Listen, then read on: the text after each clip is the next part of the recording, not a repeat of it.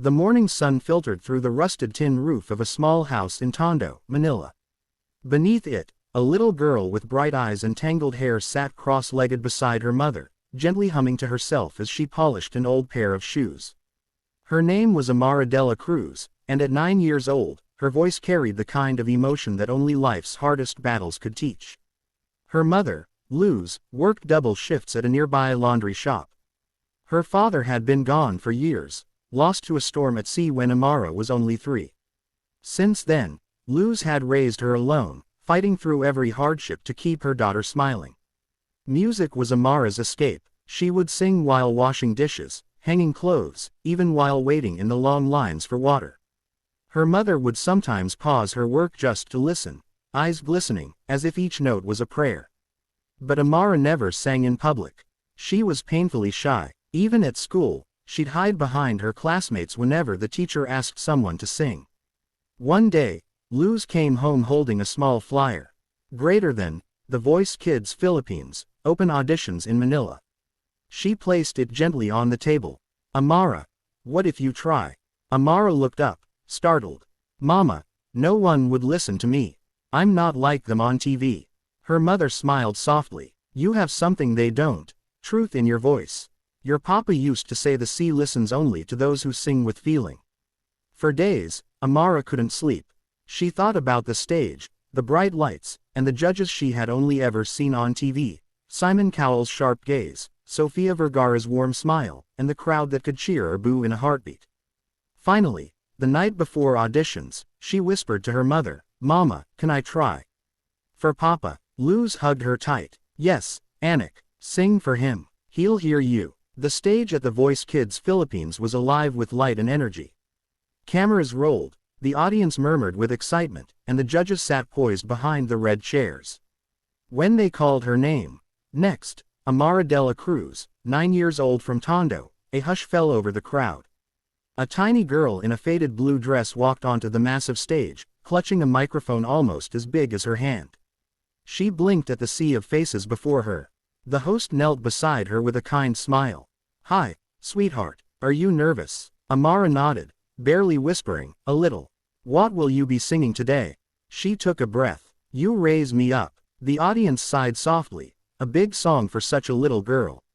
The lights dimmed. The first piano notes echoed through the hall. For a heartbeat, silence held the air. Then Amara opened her mouth, and the world seemed to stop. Her voice was pure and trembling at first, but filled with something raw, something so heartbreakingly sincere that even the crew behind the cameras forgot to move. Greater than, When I Am Down, and, Oh My Soul, So Weary. Simon's eyebrows lifted slightly. He leaned forward. The softness in her tone carried pain far beyond her years. Greater than, When Troubles Come, and My Heart Burdened Be. Her eyes shimmered as she looked toward the ceiling, as if singing to someone above. The entire hall went still. Then, as the chorus came, her voice rose, strong, powerful, angelic.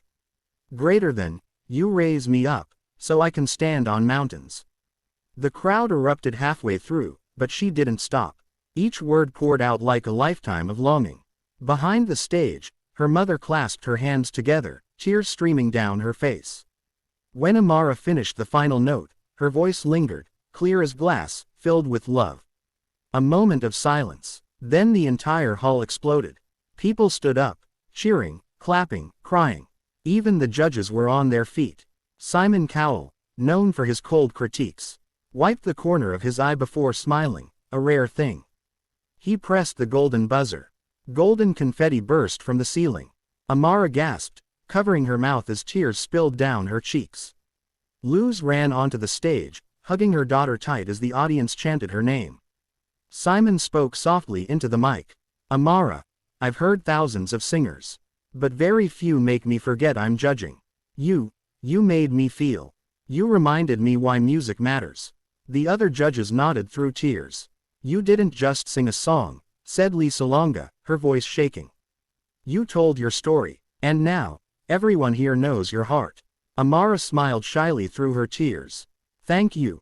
Po, I sang it for my papa. The audience went quiet again. The host knelt beside her, touched. He's very proud of you right now. That night, Amara's performance spread across social media like wildfire. Clips of her trembling first note and her radiant smile filled the internet. Headlines read, "Greater than, 9-year-old Filipino girl melts hearts worldwide. Simon Cowell cries for the first time in years." But beyond fame and headlines, what truly mattered was the look on her mother's face: pride, peace, and love that had survived every storm. A week later, Amara was invited to perform again, this time on an international stage. But she remained the same humble child who once sang under a leaking roof, dreaming of being heard. Before each performance, she still whispered to the sky, "Papa, listen." And somewhere, maybe in heaven, the sea carried her song back home. Months later, during the finals, when Amara sang again, the audience already knew her story. They didn't just see a child star, they saw a symbol of hope. When she finished, Simon stood once more. "The world doesn't need perfect voices," he said. "It needs voices like yours, honest, brave, human." Amara's smile lit up the entire stage. Her mother cried again in the front row. And as confetti fell once more, that little girl from Tondo had finally sung her way into the hearts of millions, a reminder that talent has no age, and music has no borders.